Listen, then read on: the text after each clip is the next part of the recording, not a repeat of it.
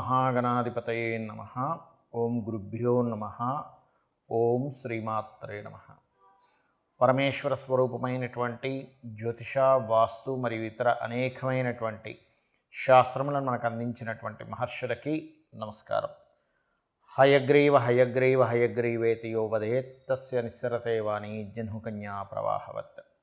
అరుణాం కరుణాతరంగితాక్షీం ధృతపాశాంకుశపుష్పబాణచాపాం అనిమాదిభిరావృతాం మయూకైః అహమిత్యేవ విభావయే భవానీం. శ్రీమాత్రే నమః. ఓం పితృదేవతాభ్యో నమః. మనం ఈరోజు చెప్పుకోబోయేటువంటి టాపిక్ ఏమిటి అంటే 12 లగ్నాల వారు ఏ విషయాల పట్ల జాగ్రత్త వహించాలి, ఏ ఉపాసన చేసుకోవాలి, ఏ విషయాల వల్ల వీళ్ళకి కలిసి వచ్చే ఆస్కారం అధికంగా ఉంది అనే విషయాలు మనం ఇప్పుడు తెలుసుకుందాం. ఒకవేళ లగ్నం తెలియలేదు మీకు, రాశి చూసుకోవచ్చు. అంటే మేషరాశి, మాది మేషరాశిలో అశ్విని, భరణి, కృత్తిక, ఒకటో పాదం కూడా ఇదే వర్తిస్తుంది అంటే ఇదే వర్తిస్తుంది.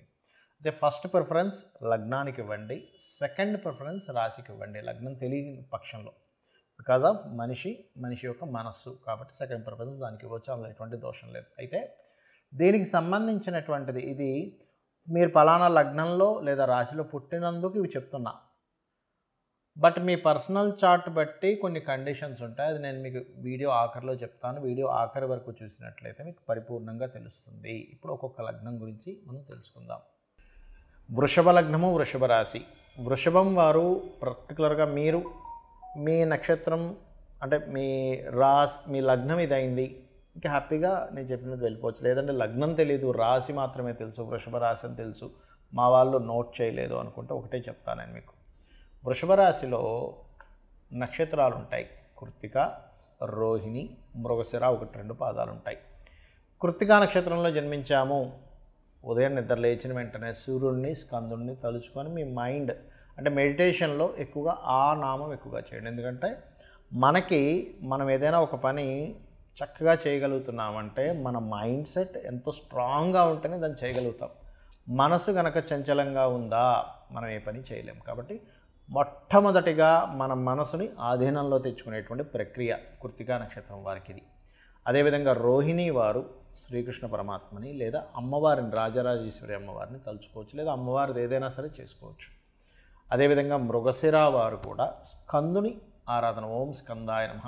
ఉదయాన్నే నిద్ర లేచారు, చక్కగా కూర్చున్నారు, ఓం స్కందాయ నమః అని ఒక్క 10 నిమిషాలు ప్రారంభించండి. మీ మైండ్ ఎంత కంట్రోల్గా ఉంటుంది, అంతకుముందుకి మీరు రోజు ఇది సాధన చేసినప్పటికీ మైండ్ ఎంత చక్కగా ఉంటుందని మీరే చూడవచ్చు.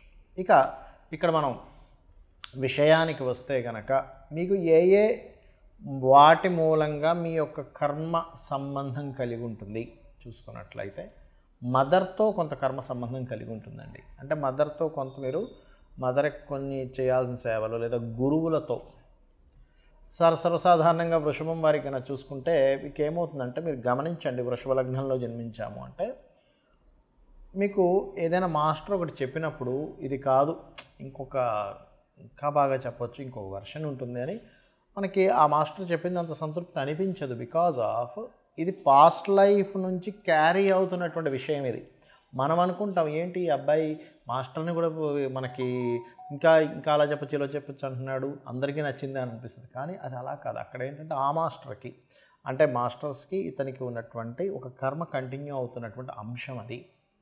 అలాగే పర్టికులర్గా మీరు జల సంబంధించినటువంటి ప్రదేశాలకు వెళ్ళినప్పుడు మదర్ రిలేటెడ్ సంబంధించినటువంటి అంశాల్లో, అదేవిధంగా ఇక్కడ మీ యొక్క సిబ్లింగ్స్తో కూడా కొంత కర్మ మీకు కనెక్ట్ అయి ఉంటుంది.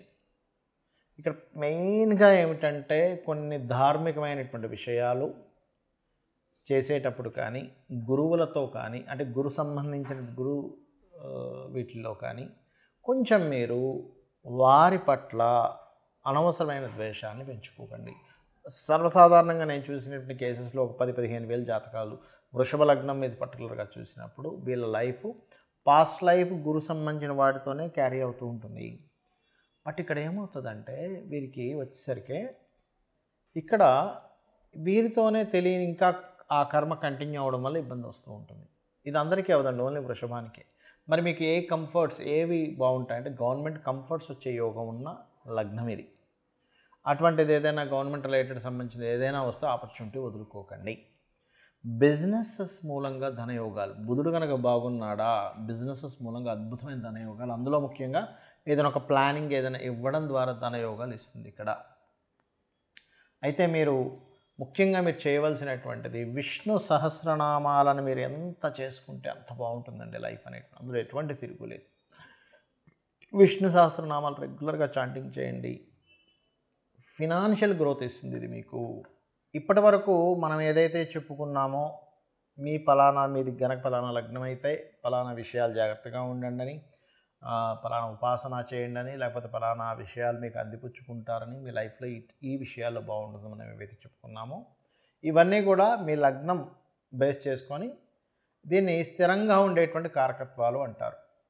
అంటే పలానా లగ్నంలో పుట్టాము అంటే పంచమాధిపతి రవి అవుతాడు మేషంలో పుడితే, లేదా వృషభంలో పుడితే పంచమాధిపతి బుధుడు అవుతాడు, అదే మిథునంలో పుడితే పంచమాధిపతి శుక్రుడు అవుతాడు, లేకపోతే లగ్నాధిపతి బుధుడు అవుతాడు. ఇట్లా కొన్ని కాంబినేషన్స్ బట్టి చెప్పుకున్నాం. మరి పర్సనల్ చార్ట్లో ఇది ఏమైనా మార్పు వస్తుందా అంటే ఖచ్చితంగా పర్సనల్ చార్ట్ దగ్గరికి వచ్చేసరికి మార్పు వస్తుంది. ఎలాగా అంటే చెప్తాను చూడండి.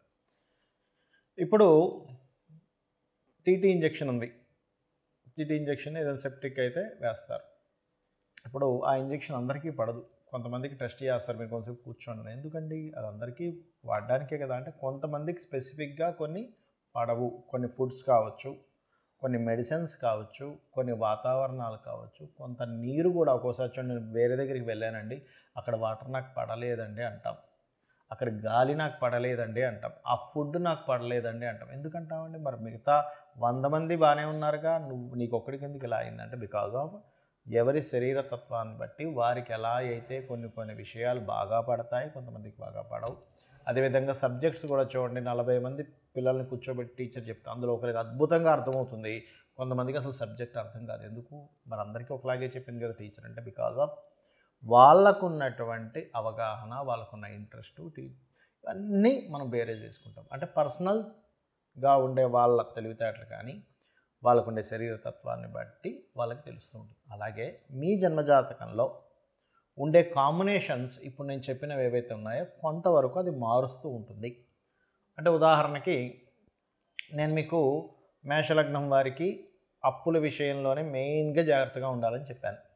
కానీ వారి జన్మజాతకంలో కొంచెం బుధుడు బాగున్నాడు అనుకోండి, అప్పుడు అంత ప్రమాదం రాదు. లేదా బుధుడు ఇంకా పాడైపోయాడు ఉదాహరణకి, అప్పుడు ఇంకా ఎక్కువ ప్రభావం వస్తుంది. సో ఇలాంటివి చూసుకోవాలి. అంటే ఏమిటి? నేను ఏదైనా ఆరోగ్యం గురించి చెప్పానంటే మీ జాతచక్రంలో రవిని చూసుకోండి. రవి బాగున్నాడంటే మీరేం కంగారు పడక్కర్లేదు. రవి కనుక పాడేయాడంటే ఇంకొంచెం జాగ్రత్తగా ఉండాలి. మానసిక విషయాల గురించి చెప్పాను, చంద్రుడు బాగున్నాడు, ఎక్కువ కంగారు అక్కర్లేదు. చంద్రుడు పాడయ్యాడు, అప్పుడు మీరు ఏ బియ్యం దానం ఇవ్వడమో చేయండి.